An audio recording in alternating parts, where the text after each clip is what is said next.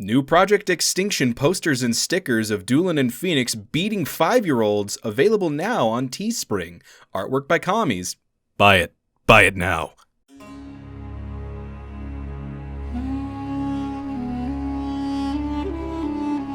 Oh, hi! Welcome to another video. You know us as Project Extinction. And this is behind the scenes. Today we're going to be talking about some of the ideas that we kind of left on the cutting room floor for Project Extinction. So, I think, to start off with, if you guys haven't seen the Q&A that we just did, kind of explaining what Project Extinction is, and then some of the more specific questions about the series, go ahead and check that out. Linked in the description, but after you watch that one, this one will probably make a little bit more sense. Phoenix, I think it's only fitting that you kind of start off with the ideas that we kind of cut, starting with like a pretty big one, right? Yeah, there was actually supposed to be an entire third character that before we had the idea of us being the embodiment of time and space, we had an entire character that was the embodiment of time and space, and that really fueled a lot of ideas.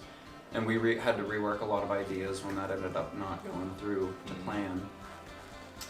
Yeah, there were a lot of ideas that we had already scripted out, even for just episode 1. We had it scripted and ready to go. Yeah. For this person to be kind of more of your partner for this adventure. But instead of you disappearing, for instance, in the first episode, it was supposed to be that individual disappearing, and then us kind of piecing together through the course of the series that this person was our solution to get back home. Yeah, essentially. And instead, we had to use I had to make a formula of using time goo to actually. No, I used one of the time machines that's in my basement that I eventually escaped. Mm-hmm. Similar to what you did. Yeah. Yeah. It's very meta. A lot of this stuff, having the Phoenix from the future, kind of giving me the journal, to the solutions. Yeah, to the solutions, and then you using the time machine that future Phoenix and future Dolan took from the future, brought into.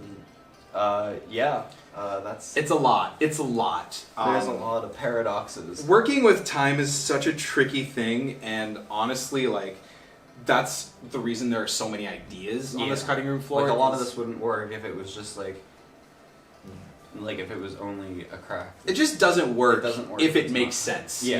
If we try and make it make sense, it just won't work. Yeah. So we had to do a lot of lot of that type of stuff. Mm-hmm. For example, one of the things that kind of snuck up on us near the end was one of the big ideas for me was I wanted to do a lot more with the concept of us not knowing which one is space and which one is time. Yeah.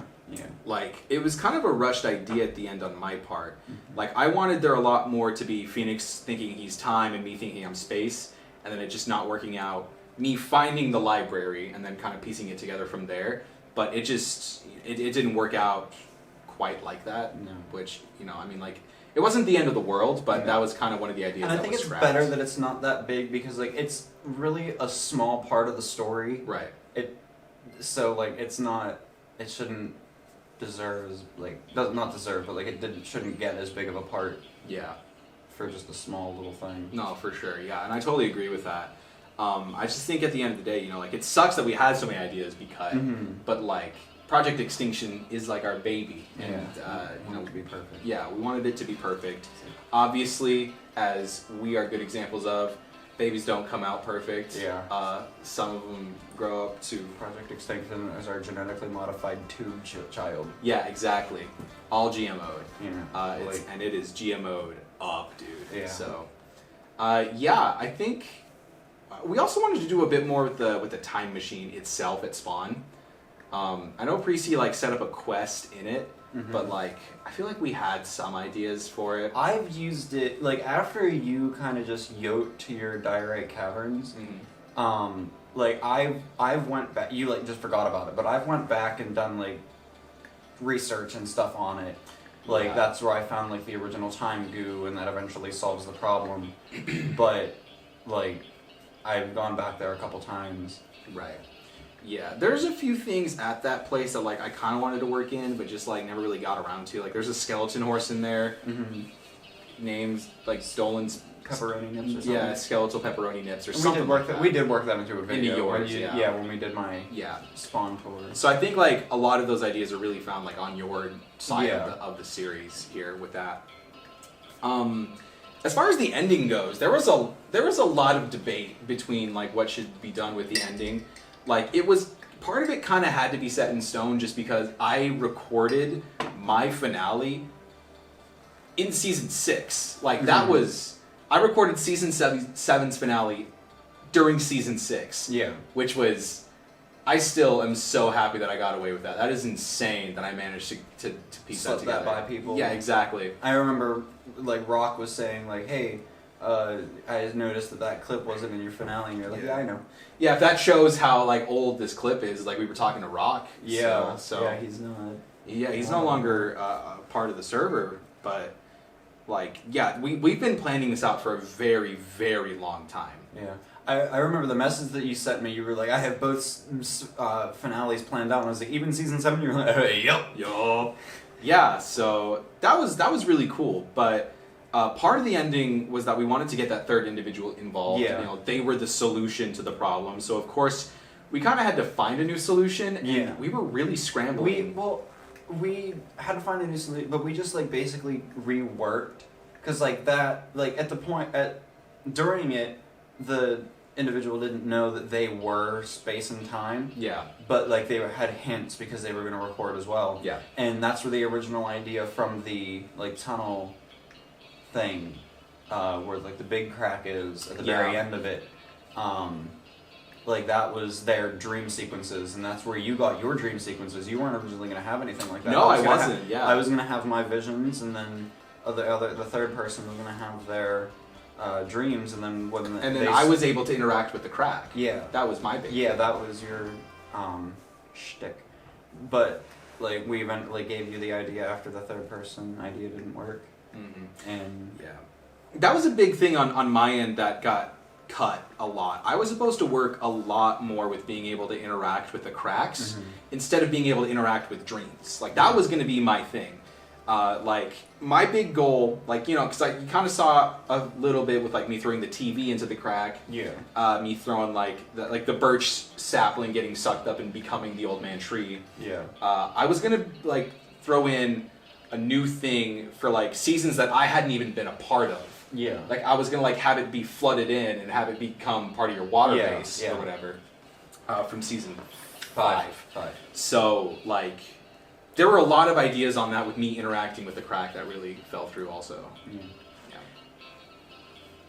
And that like the way that you did that, like it basically like because other than what you did with like showing that like you're sending things through time, the crack was just a crack. We never like specified that it was time and space. So like you doing that kind of just like set it in stone that like this is what it is. Well, it was set in black concrete powder, but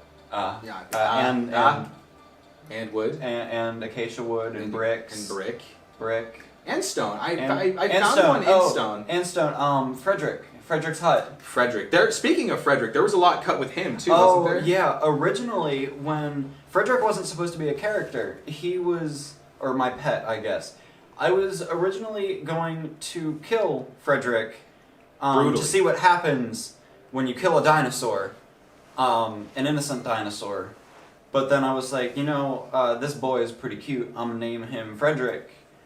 And and you can't kill something that's been named. No, it's like you law. can't. Yeah, and you weren't too fond of that when you found out that I named it. Yeah, that's true. That was one of those improv sequences that like kind of helped shape a lot of the series. We have a lot of improv that like changed ideas. Because we were like, hey, we just did this thing and it was really good, but like can't do this anymore because of it. Yeah, exactly. Like that kind of happened with like the near the end when you're like, why don't you just dream us back in time? And I came back with the underwear on, where I'm like, Doesn't work. Yeah, exactly. So a lot of that also shifted kind of the narrative for what we were going to do for the series. But I think ultimately it ended up really good still. It did. I'm tired though. Yes. Very tired. Don't want to do that again. Nope, not for a while. So, Ever. yeah, season 8, you better be ready for the return to form. Casual Craft, the return to form. No, we're just going to do 8. It's just going to be 8 this time. No titles. Not even Casual Craft, just 8. 8. Every episode will be named 8. 8. Yeah. 8. 8, and then the title of the video. Exactly. Yeah. Well, I think that's about it as far as like the main ideas for the cutting room floor. If you guys have any other questions about some of the stuff with Project Extinction, leave them in the comments.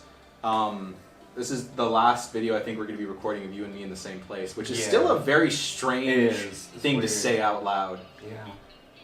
But we'll figure it out, I'm sure. Well, thank you guys for watching. Make sure you subscribe to Casual Craft Recap. We got tons of stuff going on right now, so big shout out to Medias for helping us out with that stuff.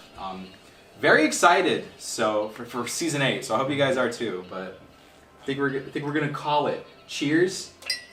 Yeah, I'm gonna wait for you. See ya.